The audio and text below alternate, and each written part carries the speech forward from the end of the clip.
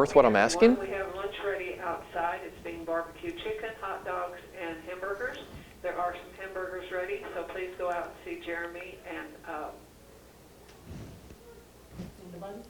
And the barbecue. Okay. and Mr. Donahue. There we go. And go have lunch. Everything's ready. Go out the side or back door. Thank you. All right. Don't think about those hot dogs and hamburgers. Give me about 20 minutes, and I promise I'll have you out of here. Okay? All right. So, why would you want me to discount? Have I not demonstrated value for what I'm doing? Do you not think I'm worth what I'm charging? Let me tell you this. I really can't discount because I would consider that a win-lose relationship. And remember, I explained that with me, it's win-win or no deal. You see, Mr. Seller, I firmly believe one party should not have to lose for the other party to win. If I take the listing, I'm going to provide you with exceptional quality consultative service, which will be a definite win for you, right? I've already explained, I know what causes homes to sell. We're going to sell your house in a way that satisfies your pricing and timing needs, right? Accepting a lower fee for services that you've already deemed more valuable would be a definite lose for me because I can't operate a successful business or support my family on less than what I'm asking. Plus, it just wouldn't be fair if I charged you one amount and all my other clients another. That wouldn't feel good to me. Does that make sense? Okay? And if they say no, we want a discount, then it's gut check time. You have to decide what it's worth to you. Here's some dialogue. I would love to take the listing. However, I refuse to do it at the expense of a win-win relationship. Therefore, at this point, I must gracefully bow out. I hope you understand. Now, is it ever justified to discount your commission? Would you ever do that under any circumstances? Yeah. I would too. Yeah. You're double ending a transaction, maybe an investor, you're going to sell them 10 properties this year, so it's a volume buyer. Maybe it's your mother. Okay? So there are special circumstances where most of us will discount, but we need to identify those in advance. You don't want to be blindsided at the kitchen table. Know going in what your position is on commission in this situation and recognize if it's in your farm area, a geographic farm, you are going to be setting a precedent if you discount because neighbors talk. And especially somebody who's putting their home on the market or thinking about it is going around talking to the other people in the neighborhood who have recently had their home on the market with you or with other agents. So you can't be really careful about that. In your geo farm, you want to be very, very consistent. Okay, additional dialogue around that. Will you work for less? I guess I could. I love this. But if I gave up my money that easily, you wouldn't respect me as a business person. And if you don't respect me as a business person, you darn sure don't want me handling a large financial transaction like this for you. Let me give you some different dialogue. I actually prefer it. If I gave up my money so easily, how easily do you think I would give up your money in negotiations? That's way better. Right. I'm going to fight for you. I'm going to be a bulldog. I am a negotiation expert. And I'm going to use all those skills to protect your money because to me it's unacceptable to leave your money on the table. Okay? So if I can't defend my own commission, how can I defend your price? Good? Okay. Just have that conversation. Sometimes just a simple, no, doesn't work for me. You don't have to, I love this dialogue, but if you just simply say, you can also say, you know what, my broker doesn't allow that. Okay, just take it off the table if you want to. Most traditional brokerages, C21, ERA, Coldwell Banker, do not allow their agents to discount. And so that wouldn't be unusual. You can say that. You know, so just have a dialogue that you're prepared to use in those situations, okay? Commission objection. Joe said he would list my house for less. Before, the other agent said they would list it higher. Now they're willing to take less commission. How do you deal with that? That's great. You see how easily Joe sacrificed his money? Just think how frugal he's going to be with yours. Is Joe a consultant? What do you mean? I don't know. Did Joe ask you what you needed in the transaction, or did he make basic assumptions? Well, I don't know. He just came in and told me what he could sell the house for and what he would charge. Did Joe help you put together specific plans and strategies that, if implemented and held accountable, will result in getting the home sold? Well, no, we didn't do that. Did Joe thoroughly discuss each person's role and expectations in the relationship? No. Well, do you see value in these things? Yeah, I guess. Well, do you see a difference in Joe's approach and mine? Yeah, I think I do. Then why should I charge the same fee as Joe, right? He's charging a discount fee because he's running a discount operation. I'm committed to understanding your needs at a deep level and delivering on those needs. Isn't that worth a full commission, a regular commission, a standard commission? Okay, page 24. This is true. You will always charge what you believe you're worth. And if you're not fully convicted about the value that you bring to the transaction, you will give it up easily. Okay? So be convicted about that you earned that commission, and that they're going to net that commission plus by listing with you because you understand values and you're a negotiation expert. Okay? Here's another way. Joe said he would list my house for less. Well, I guess Joe knows what he's worth. You got to laugh when you say that. I guess he knows. Bottom line, after our conversation tonight, do you think you and your investment, you and your home are in better hands with me or with Joe?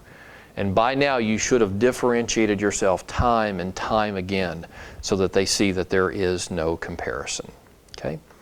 Page 25. Why should I pay you more when Joe wants less? These are multiple ways of responding to that. Okay? Well, peace of mind. What do you mean? You can be certain that my number one goal is to satisfy these specific needs. Number one, number two, number three. If I feel there's a need here I can't satisfy, I won't take the listing. Did Joe tell you that? Okay.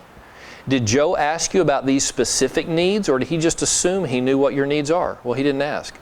Then how can you be assured that Joe's priority is getting your children in school on time, or netting you $40,000, or whatever their number one issue is?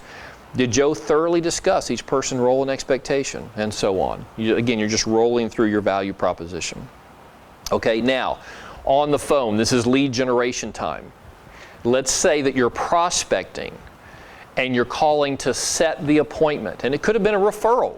Hey, my friend Sally's selling her house, blah, blah, blah. Or it could be you're calling into FSBOs or expireds.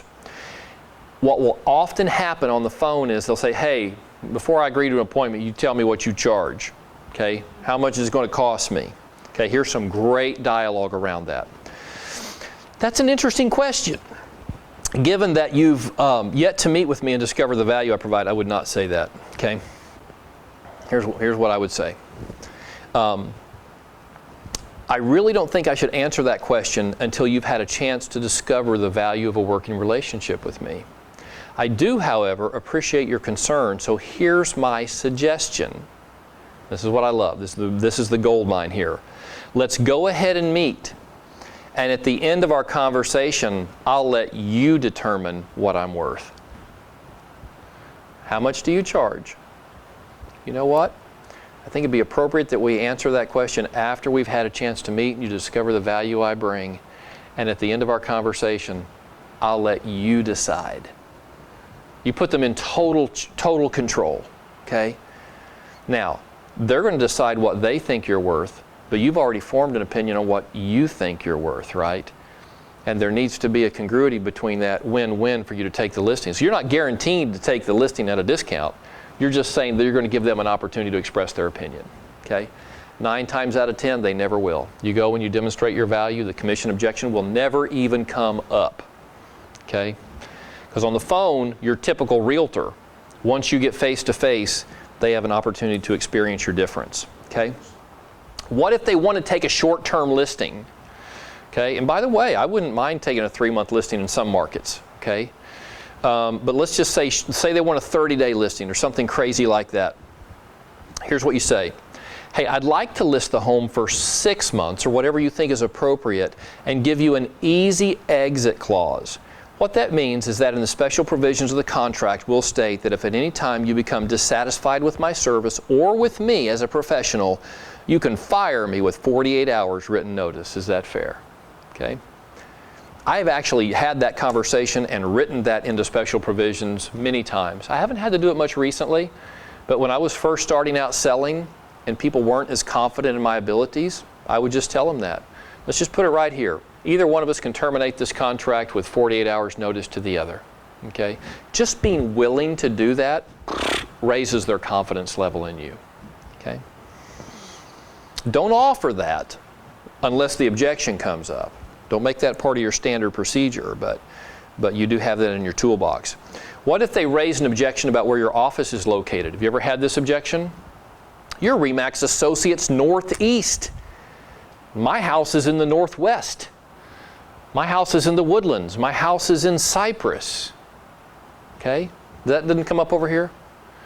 My office is RE/MAX the Woodlands and Spring, and I deal with this all the time because I sell homes outside the Woodlands and Spring, and I have lost a couple listings over it. You can't overcome every single objection, but I have used this dialogue to win most of them when the objection comes up. Here we go. That's an interesting question. Why do you ask? Have you visited with anyone else who, in your opinion, has a more desirable location? Have you met with any other agents that you feel like have a better location?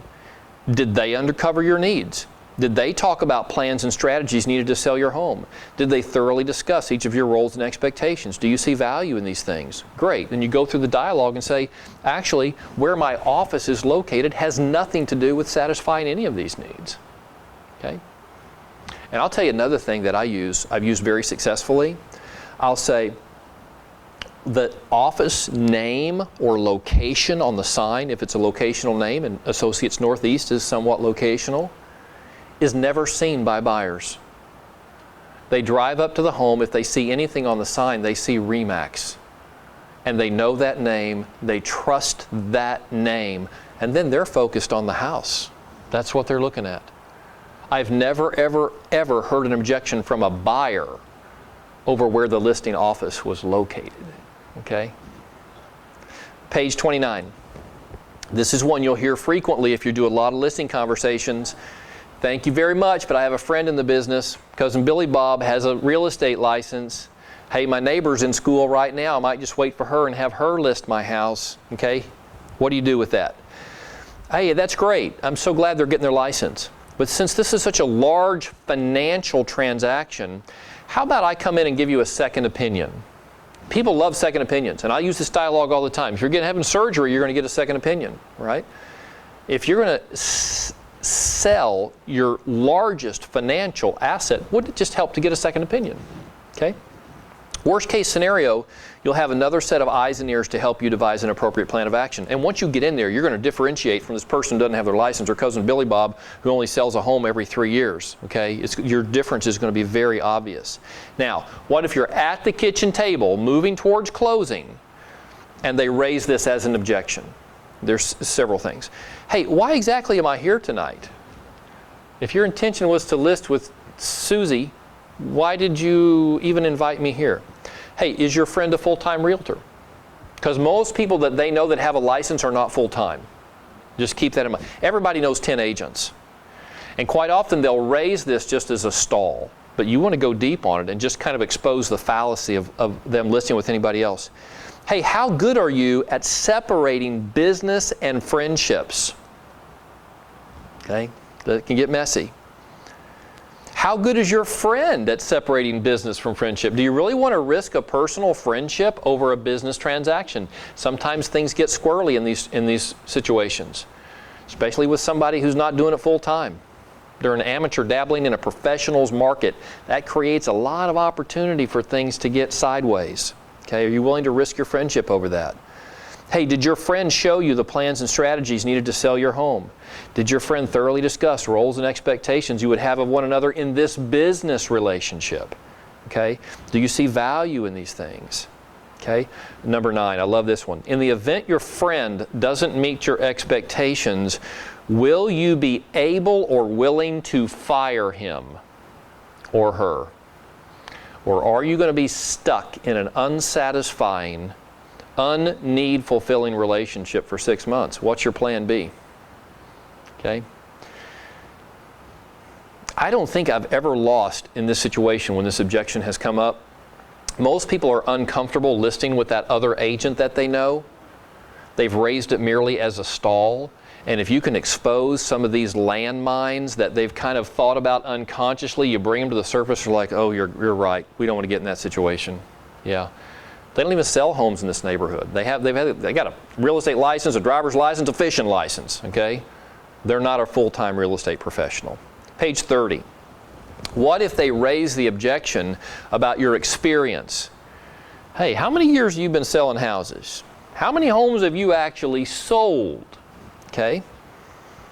Here's what you can say if you've not sold a lot. That's a great question. Before I answer, may I ask you why that's important to you? And they're probably going to say, well, because we want somebody with experience handling this transaction. I see. Well, in the last 12 months, I've sold X number of homes. Or whatever it is. Or, I just got my license. This is going to be my first listing. Okay, whatever it is, be honest about it. Does that concern you? The bottom line is that you need someone who possesses the knowledge, skills, and competencies to sell your home. Would you agree? That's what you're looking for. Somebody who can do the job right. Well, after our conversation tonight, do you think I have demonstrated the knowledge and skills necessary to handle this transaction? And if you've displayed confidence and gone through this conversation, they should be confident in your abilities. And then you can always say, you know what? I am new in this business, so I have the time to devote myself to marketing your home that a busy, experienced agent would not have. I'm going to put all my eggs in your basket. And if there's anything that comes up that I don't know how to deal with, I have a broker back in the office who's been selling homes and advising agents in Kingwood for 40 years. In fact, in my office, cumulatively, there are thousands of years of real estate experience. So I have an incredible team backing me up, and I'll be drawing upon all those resources. So just be honest, but be confident in your response to that. Okay? All right, page 31. I think this is the last page. Bonus for being here. Never say no until you know what you're saying no to. Any objection, question, or concern that happens during the solicitation can be overcome with the following dialogue. So anything that comes up, even if it's not in this manual. I'll tell you what, let's have a conversation. This is when you're soliciting them on the phone, trying to get the appointment. If at the end of our conversation, you still, and we'll fill the blank in a moment, I won't list the home. However, by meeting with me, you may find you get all you want and more. We won't know, though, until we have a conversation.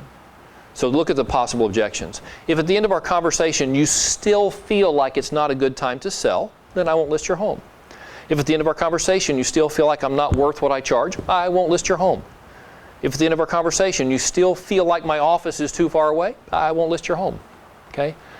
That's just kind of your go-to dialogue if something pops up when you're soliciting the appointment to still get the appointment. Okay, let's just talk. Let's have a conversation, put another set of eyes and ears on it. Hey, if nothing else, you've gotten a free second opinion. Okay, I'm willing to share my expertise. Let's just have a conversation. Okay, no harm, no foul. Deep breath. That's listing objections. Was it as painful for you as I warned you? Okay, good. I did this because I believe in this dialogue. It's helped me win listings and retain listings. It's helped me to keep sellers calm in various scenarios. So I would encourage you, if you're attempting to push your career to the next level, get more listing appointments, convert more listing appointments, keep more sellers in line throughout the sales process, master this dialogue. It will serve you well. Any questions? Comments, objections? You thinking about hamburgers and hot dogs now? Okay, thank you very much.